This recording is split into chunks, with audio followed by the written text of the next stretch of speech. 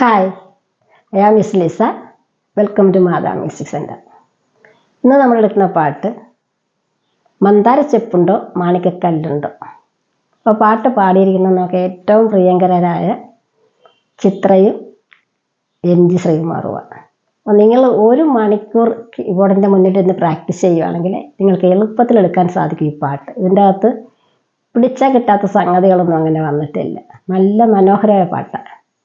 ഈ പാട്ട് നമ്മൾ ഡി മൈനറിലാണ് മിസ് അത് പഠിപ്പിക്കുന്നത് നിങ്ങളെ കേട്ടോ. അപ്പോൾ ഡി മൈനർ എന്ന് പറയുമ്പോഴേ ഡി തന്നെ 4 ഡി ഉണ്ട്. നമ്മളതെങ്ങനെ കണ്ടുപിടിക്കുക? ഡി മേജറുണ്ട്, ഡി മൈനറുണ്ട്, ഡി നാച്ചുറൽ മൈനറുണ്ട്, ഡി ഹാർമോണിക് മൈനറുണ്ട്. അപ്പോൾ ഈ 4 ഡിയും മിസ് എന്ന് നിങ്ങളെ കാണിച്ചു തരാം. കുറച്ച് ക്ഷമയോടുകൂടെ ഇരുന്ന് ഒരു ബുക്കും ഒരു പെൻസിലും എടുത്തുകൊണ്ടിരിക്കുകയാണെങ്കിൽ ഈ സ്കെയിലുകൾ നിങ്ങൾക്ക് എഴുതി വെച്ചാൽ ഭാവിയിൽ നിങ്ങൾക്കിത് ഉപകാരപ്പെടും. പിന്നെ രാഗം ബേസ് ചെയ്ത് വന്നിരിക്കുന്നത് നോക്കുവാണെങ്കിൽ ശുദ്ധധന്യാസ രാഗം ബേസ് ചെയ്താണ് വന്നിരിക്കുന്നത്. പക്ഷേ അന്യസ്വരം കയറി വന്നിട്ടുണ്ട് ഈ പാട്ട്. പിന്നെ നമുക്കത് കഴിഞ്ഞിട്ട് പാട്ട് പ്രാക്ടീസ് ചെയ്ത് കഴിഞ്ഞ ശേഷം നമുക്ക് ബോർഡിൽ മിസ് എപ്പോഴും എഴുതുന്ന പോലെ എയുടെ കോഡ്സ് ഓർഡറായിട്ട് ഇട്ടിട്ടുണ്ട്. പിന്നെ നമുക്ക് ഈ പാട്ട് ഡിയിൽ എടുക്കുമ്പോൾ നമുക്ക് ഏത് കോഡ്സ് ഉപയോഗിക്കാം നമുക്ക് അത് വരെ പ്രാക്ടീസ് ചെയ്യാം. അപ്പോൾ നമുക്ക് ആദ്യം എല്ലാവരും ഒന്ന് പിയാനോയുടെ മുമ്പിലേക്ക് വരിക. വളരെ ശ്രദ്ധയോടുകൂടി പഠിക്കേണ്ട ഒരു കാര്യമാണ് കേട്ടോ മക്കളെ ഇത്. കാരണം ഇത് വന്ന് സ്കെയിൽ, ഇപ്പോൾ ഡിയിൽ തന്നെ 4 സ്കെയിലുണ്ടെന്ന് പറഞ്ഞില്ലേ ഡി, അത് മിസ് ഓരോന്നായിട്ട് കാണിച്ചു തരാം. ഇപ്പോൾ ഡി മേജർ എടുത്താൽ എന്താ സംഭവിക്കുക? ഡി, ഇ, എഫ് ഷാർപ്പായിട്ട് വരും, ജി, എ, ബി, സി ഷാർപ്പായിട്ട് വരും, ഡി. ഇത് വന്ന് ഡി മേജറാണ് കേട്ടോ, മൈനറല്ല, ഡി മേജർ. ഇപ്പോൾ ഡി മൈനർ നാച്ചുറൽ മൈനറുണ്ട്, ഹാർമോണിക് മൈനറുണ്ട്, മെലോഡിക് മൈനറുണ്ട്. ഇപ്പം നാച്ചുറൽ മൈനർ എങ്ങനെ വരും? ഇത് വന്നിട്ട് ഡി മൈനർ വന്നിട്ട് എഫ് മേജറിൻ്റെ റിലേറ്റീവാണ് കേട്ടോ. അപ്പം 3 കീ പുറകോട്ട് പോകുമ്പോഴാണ് മൈനർ എന്ന് മിസ് പഠിപ്പിച്ചിട്ടുണ്ടായിരുന്നു. പഴയ എപ്പിസോഡ് പോയി കാണുന്നവർക്ക് മനസ്സിലാവും. അപ്പം അതെങ്ങനെയാണെങ്കിൽ എങ്ങനെ എടുക്കും നമ്മൾ? ഡി, എഫ് ഷാർപ്പല്ല നാച്ചുറൽ, ഇത് വന്ന് ഫ്ലാറ്റ് വരും.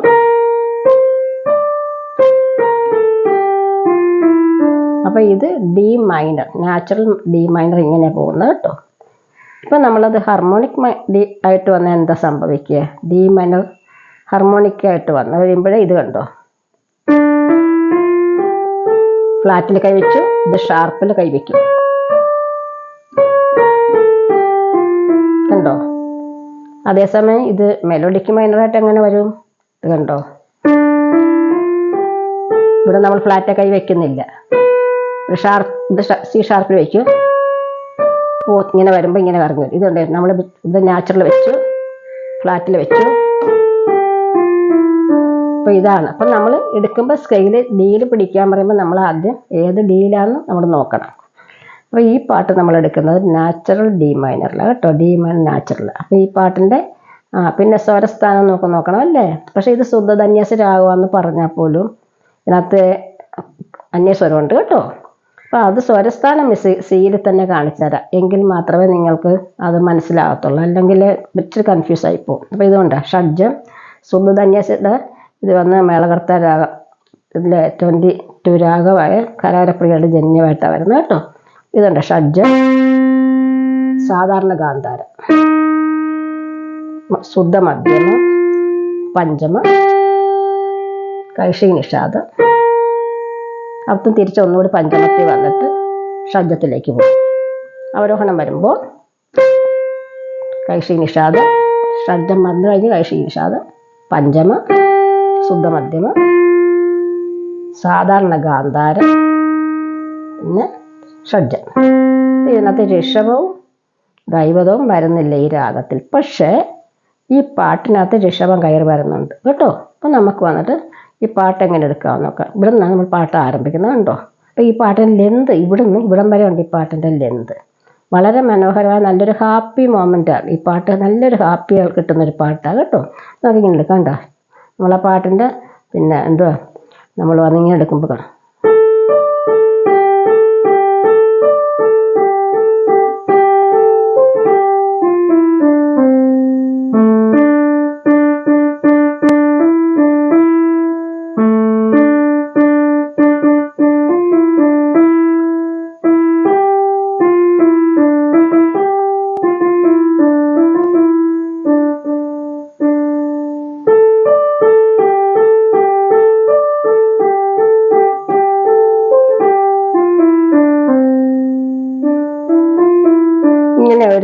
ഓഹോ എന്നൊരു തുണ്ട് പല്ലവിൽ വരുന്നുണ്ട്. അതേപോലെ അത് അനുപല്ലവി എങ്ങനെ വരും?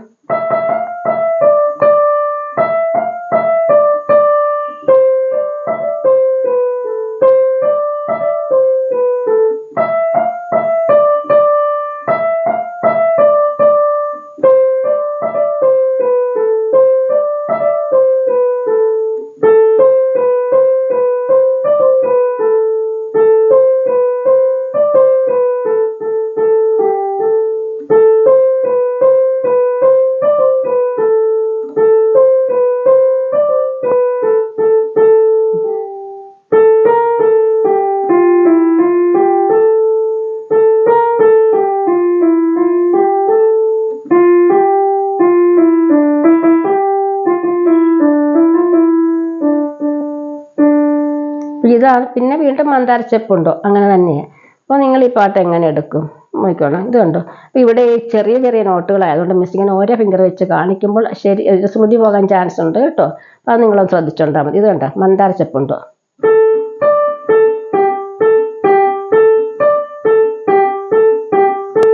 സോറി, ഇവിടെ ടച്ച് ഉണ്ട്. പിന്നെ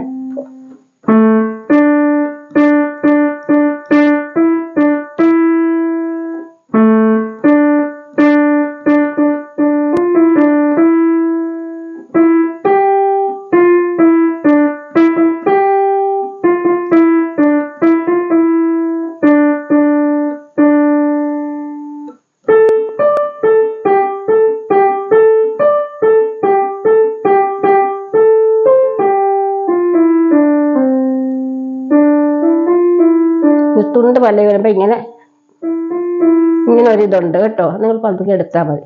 പിന്നെ അനുപല്ലവി എങ്ങനെ എടുക്കും?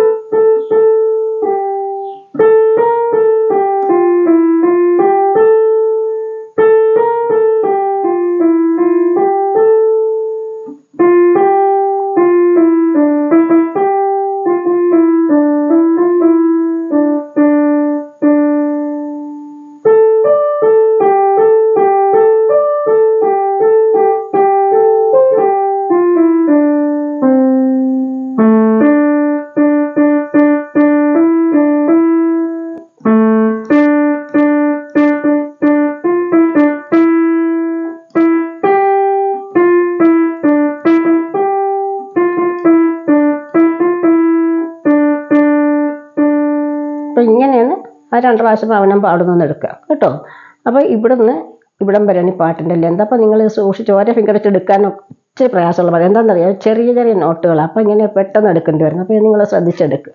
ഇതിൻ്റെ കോഴ്സ് നമുക്ക് നോക്കണ്ടേ, എന്ത് കോഴ്സ് എടുക്കാൻ പറ്റുക? നമ്മൾ ഈ ഫ്ലാറ്റ് ഇവിടെ പഠിച്ചായിരുന്നല്ലേ.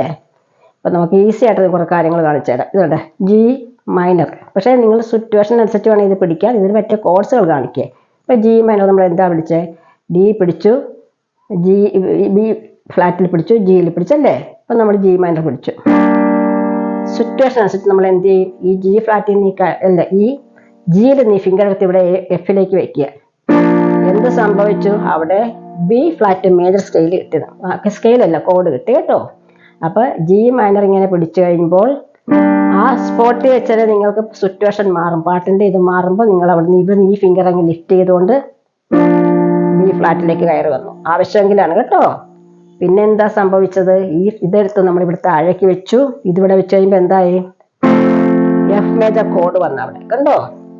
അപ്പോൾ അവിടെ എഫ് മേജർ കോഡ് വന്നു. നമ്മളിത് ഈ എഫ് എടുത്തു. നമ്മൾ എയിൽ നിന്നും എയിൽ ആ ഫിംഗർ അവിടെ ഇരിപ്പുണ്ട്. ഇവിടെ സി എടുത്തിട്ട് ഇവിടെ നമ്മൾ ഇയിലേക്ക് വന്ന എന്തായി? എ മൈനർ കോഡ് നമുക്ക് കിട്ടി. അപ്പോൾ ഈ പാട്ടിനകത്ത് ഈ സ്വരങ്ങളൊക്കെ ഉണ്ട് അല്ലേ. അപ്പോൾ ഇതെടുത്തു. അപ്പോൾ നമ്മൾ ഇതിനകത്ത് നമ്മൾ എന്നു വെച്ചാൽ നമ്മളിപ്പോൾ നമ്മൾ ഈ സ്കെയിൽ കാണിച്ച ഡിയിൽ പിടിച്ചത് കൊണ്ടാണ് ഇങ്ങനെയുള്ള കോഡുകളൊക്കെ വരുന്നത്. ഇപ്പം അതേസമയം നമുക്ക് പിന്നെ ഇനി സി മേജർ പിടിക്കണോ? ദേ പിടിച്ചോളൂ. കണ്ടോ? എന്നാൽ നമ്മളിവിടെ എടുക്കുമ്പോൾ ഇങ്ങനെ പാട്ടിൽ ഇതൊക്കെ വരുന്നുണ്ട് ഈ നോട്ടുകളൊക്കെ. അപ്പോൾ ഇതാണ് ഇതിൻ്റെ അകത്ത് കോഡ്. അങ്ങനെ പിടിക്കാൻ എനിക്ക് ഇഷ്ടമുള്ള സാഹചര്യം അനുസരിച്ച് മാറ്റി പിടിക്കണം കേട്ടോ. നിങ്ങൾ അല്ലാതെ നോട്ട് മാറ്റി പിടിക്കുമ്പോൾ കീബോർഡിൽ ഇത് കീ മാറ്റി പിടിക്കണം. ഇനി നമ്മൾ എടുക്കുന്നത് എന്താണെന്നറിയാവോ? നമ്മൾ ബോർഡിൽ മിസ് ചെയ്തിട്ടുണ്ട്. എന്തുവാ? നമ്മൾ എ ഫ്ലാറ്റ് ഡിമെൻഷൻ 7 അതെങ്ങനെ പിടിക്കും? ഇത് കണ്ടോ? എ ഫ്ലാറ്റ് ഡിമെൻഷൻ 7 എന്ന് പറയുമ്പോൾ നമ്മൾ എഫിൽ പിടിച്ചു, ഡിയിൽ പിടിച്ചു. ഇത് വന്ന് ബിയിൽ കൈവച്ചിട്ടുണ്ട്. പക്ഷേ ഇതിൻ്റെ പേര്, ഈ നോട്ടിൻ്റെ പേര്, ഇപ്പോൾ ഈ നോട്ടിൻ്റെ പേര് വന്ന് സി ഫ്ലാറ്റ് എന്ന്. അതെങ്ങനെ പറയാനേ സാധിക്കുള്ളൂ. റൂൾസ് അനുസരിച്ച് അങ്ങനെ പറയാവുള്ളൂ. ഇപ്പോൾ ഈ ഒരു കോഴ്സിന് ഇങ്ങനെ പറയാവുള്ളൂ. ഇത് ബി അല്ല. ഇപ്പോഴിത് ആരാണ്? B flat. ഇവിടെ എ ഫ്ലാറ്റിൽ കൈവച്ചു. ഇത് നമ്മൾ എ ഫ്ലാറ്റ് 9 നമ്മൾ എന്താ ചെയ്യുക? നമ്മൾ ഇത് കൊണ്ടുപോയി നേരെ ജി ഫ്ലാറ്റിലേക്ക് വെച്ചു. ഈ ഫിംഗർ എടുത്ത് ബി ഫ്ലാറ്റിലേക്ക് കൊണ്ടുവന്നു. ഈ സി വന്ന് സി ആയിട്ട് ഇവിടെ നിൽക്കും. ഇത് ഈ ഫ്ലാറ്റിൽ വയ്ക്കും. കണ്ടോ? അപ്പോൾ ഇത് എ ഫ്ലാറ്റ് 9 ആയി. അപ്പോൾ ഈ കോഴ്സൊക്കെ ഒന്ന് നിങ്ങൾ എഴുതി വെച്ചാൽ നിങ്ങൾക്ക് ഭാവിയിൽ ഉപകരിക്കും. ഏതെങ്കിലുമൊക്കെ പാട്ടിന് ഉപകരിക്കും. ഈ പാട്ടിന് മാത്രമെന്നല്ല, ഈ പാട്ടിന് പറ്റിയതല്ല കേട്ടോ. ഇത് നമ്മൾ കീബോർഡിൽ ഓർഡറായിട്ട് ഇതിൻ്റെ കോഡ്സ് പഠിച്ചതാണ് ഈ 2 കോഡ്. മറ്റേ കോഡ്സുകളെല്ലാം മിസ്സ് കാണിച്ച് നിങ്ങളതെല്ലാം എഴുതി വെക്കണം. എഴുതി വെച്ചില്ലേ മറന്നു പോകും. മിസ്സ് എയുടെ കോഡ്സ് ഓർഡറായിട്ട് പഠിക്കുക നമ്മളല്ലേ. അപ്പോൾ ഇത് കണ്ടോ, മിസ്സ് പഠിപ്പിക്കുന്നത് ഇതിപ്പോൾ എ ഫ്ലാറ്റ് ഡിമെൻഷൻ 7 ആണ് കേട്ടോ. എ ഫ്ലാറ്റ് ഡിമെൻഷൻ 7 മിസ്സ് കാണിച്ചു തന്നായിരുന്നല്ലേ. നമ്മൾ എഫിലും ഡിയിലും കൈവച്ചു, സി ഫ്ലാറ്റിൽ വെച്ചു, എ ഫ്ലാറ്റിൽ വെച്ചു. അപ്പോൾ സി ഫ്ലാറ്റ് ആരായിരുന്നു? അവിടെ ബി ആയിരുന്നു അല്ലേ. ഇവിടെ എന്താ സംഭവിച്ചത്? എ ഫ്ലാറ്റ് 9 കയറി വന്നപ്പോൾ എന്ത് സംഭവിച്ചു? ഇവിടെ നമ്മൾ വന്ന് എ ഫ്ലാറ്റ് വെച്ചത് മാറ്റി അവിടെ ജി ഫ്ലാറ്റ് വന്നു. ജി ഫ്ലാറ്റ് എന്തായിട്ട് വരും? എഫിന് ഷാർപ്പായിട്ട് വരും അല്ലേ. അപ്പോൾ ജി ഫ്ലാറ്റ് വന്നു, ബി ഫ്ലാറ്റ് വന്നു, സി ഇ ഫ്ലാറ്റ്. അപ്പോൾ ഇങ്ങനെയാണ് നോട്ട് എഴുതുന്നത്. ഈ ഫ്ലാറ്റ് ഇങ്ങനെ എഴുതുന്നത് കേട്ടോ. ഈ നോട്ട് എഴുതാൻ ചിലർക്കൊക്കെ അറിയത്തില്ലെന്ന് പറഞ്ഞു. ഇത് മിസ് ഇങ്ങനെ നൊട്ടേഷൻ എഴുതി കാണിക്കുന്നത് ഇങ്ങനെ. ഇനി എന്തെങ്കിലുമൊക്കെ സംശയമുള്ളൊരു മിസ്സിനെ വിളിക്കണം. ചിലർക്കൊന്നും മനസ്സിലാക്കാറില്ല. ഇപ്പോൾ എ ഫ്ലാറ്റ് 9 ഇത് കേട്ടോ. ഇത് എ ഫ്ലാറ്റ് ഡിമെൻഷൻ 7. അപ്പോൾ സംശയമുള്ളൊരു മിസ്സിനെ വിളിച്ചെന്നാൽ മിസ് ക്ലിയർ ആയിട്ട് പറഞ്ഞുതരാം കേട്ടോ. ചിലപ്പോൾ നിങ്ങൾക്ക് മനസ്സിലാകാതൊക്കെ ഉണ്ടെങ്കിൽ വിളിക്കണം. ചിലരെന്നോട് ചോദിക്കാറുണ്ട്, മിസ്സേ അനുപല്ലവി കാണിച്ചു കഴിഞ്ഞിട്ട് ശരണം കാണിച്ചു തന്നില്ലല്ലോ എന്ന്. അപ്പോൾ ശരണം കാണിക്കാത്ത എപ്പോഴാന്ന് പറഞ്ഞാൽ അനുപല്ലവിയുടെ ശരണത്തിൻ്റെയും കീസ് ഒരുപോലെ തന്നെ വരുവാണെങ്കിൽ പിന്നെ കാണിച്ച് നിങ്ങൾക്ക് സമയം കളയണ്ടല്ലോ. അതുകൊണ്ടാണ്. അപ്പോൾ ഇതിന് അനുപല്ലവിയും ശരണവും ഒരുപോലെ പോകുന്നത്. അപ്പോൾ ലിറിക്സ് മാത്രമാണ് അവിടെ മാറുന്നത്. അപ്പോൾ അതുകൊണ്ട് എല്ലാവരും നന്നായിട്ട് പ്രാക്ടീസ് ചെയ്യുക. നമുക്ക് അടുത്ത ക്ലാസ്സിന് വീണ്ടും കാണാം. എന്തൊക്കെ ചെയ്യണം? ഷെയർ ചെയ്യുക, ലൈക്ക് ചെയ്യുക, കമൻറ്റ് ചെയ്യുക, സബ്സ്ക്രൈബ് ചെയ്യുക. ബൈ.